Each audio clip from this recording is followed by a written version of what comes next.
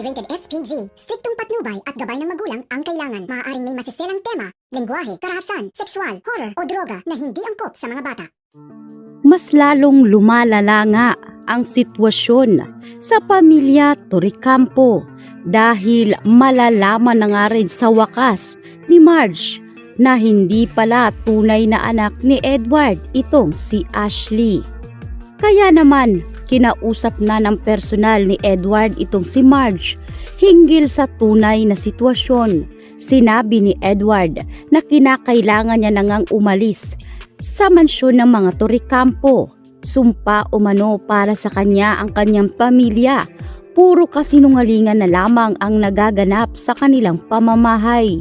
At dahil alam ni Edward na pabor pa rin ang kanyang amang si Greg kay Paulo, sa kabila ng mga pagkakamali nito ay wala nang dahilan para manatili pa siya sa kanilang tahanan. Hindi rin binanggit ni Edward na alam niya na ang totoo tungkol kay Ashley dahil gusto ni Edward na mula sa mga bibig ni Paulo maririnig ni Marge ang katotohanan.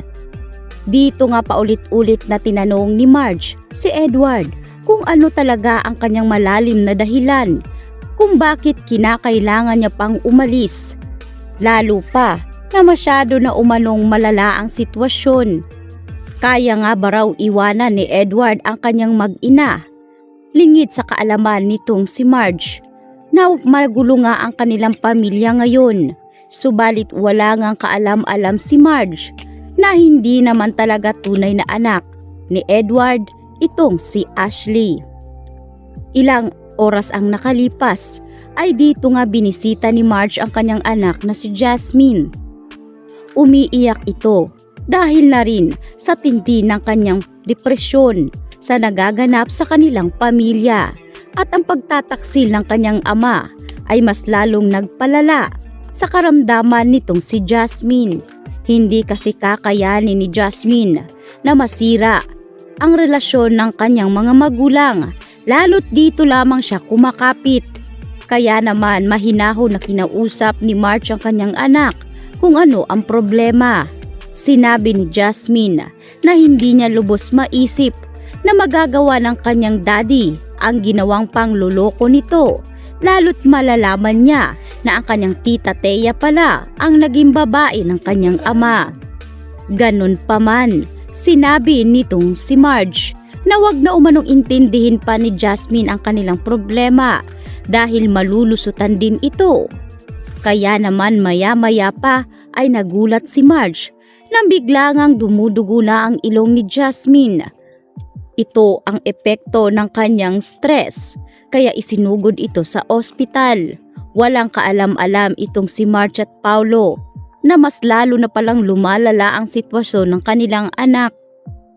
Kaya naman sinisisi ngayon ni Marge itong si Paulo dahil kung hindi ito nagkaroon ng relasyon kay Thea, ay baka maayos pa kahit papaano ang kalagayan ni Jasmine. Lumabas ang doktor. Isinaad ng doktor sa mag-asawa na kinakailangan na ng donor nitong si Jasmine dahil lumalala na umano ang pakiramdam nito at siguradong mawawala sa kanila ang kanilang anak oras na mapabayaan nila ito. Kaya ang suggestion ng doktor ay kinakailangan makakuha sila ng kapareha nga na magdodonate dito kay Jasmine. Mas mainam kung may kapatid ito. Dito na naisipan ni Paulo ang kapatid ni Jasmine na si Ashley. Mapipilitan na nga ba si Paulo na humingi ng tulong ngayon kay Thea dahil tanging si Jasmine lang ang naiisip ngayon ni Paulo. Kaya naman sa pagkakataong ito ay dito nga ngayon kakausapin ng masinsina ni Paulo si Thea. Kaya naman ang pagkakataong ito ay gagamitin ni Thea para i-blackmail si Paulo. Samantalang dito na malalaman nitong si Marge ang katotohanan dahil tumatakbo ang oras para kay Manang Yoli. Personal ngang kinausap ni Greg si Manang Yoli sa kanyang opisina.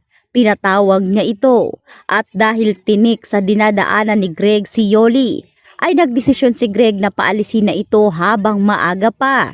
Subalit itong si Manang Yoli ay talaga namang palaban. Sinabi ni Manang Yoli na hindi siya mapapaalis ni Greg ng basta-basta dahil nabuo na ang buhay niya sa mansyon ng Torrecampo. Siya ang pinakamatagal na katulong na namamahala ngayon sa pamamahay ni Greg. Kaya hindi umano siya papayag na hindi malalaman nila ang katotohanan tungkol sa tunay na pagkatao nitong si Ashley. Tinakot ni Greg itong si Manang Yoli, subalit hindi nga ito natinag.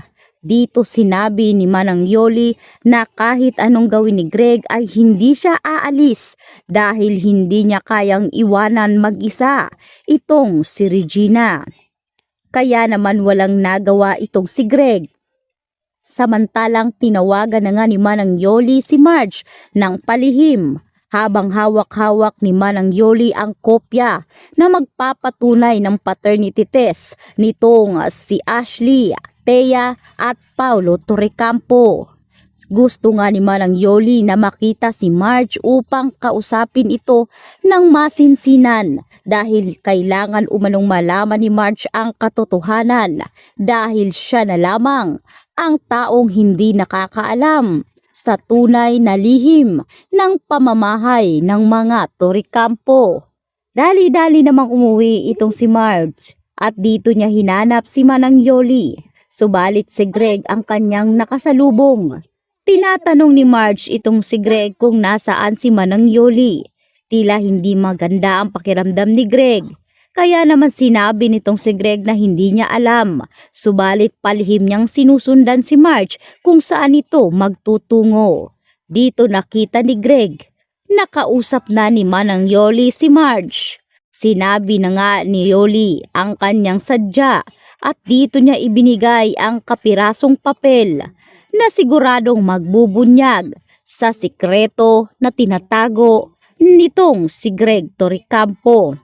Nakita ni Marge ang papel, ang paternity test na naglalaman ng tunay na ama nitong si Ashley Torrecampo.